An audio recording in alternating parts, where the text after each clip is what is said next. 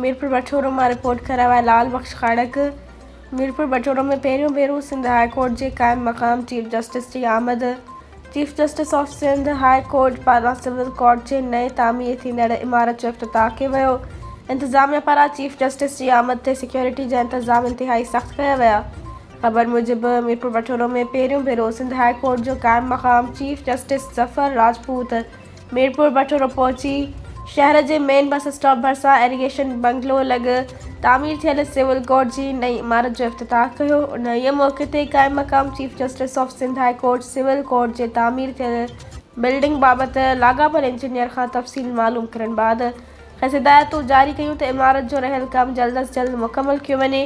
जॾहिं त क़ाइम मक़ाम chief justice of Sindh high court वकीलनि सां गॾु सिविल कोर्ट जे तामीर थियल नई बिल्डिंग जो मुआइनो पिणु कयो। ॿिए तरफ़ chief justice of Sindh high court जी आमद जे मौक़े ते इंतज़ामिया पारां सिक्योरिटी जा इंतज़ाम इंतहाई सख़्त कया विया हुआ।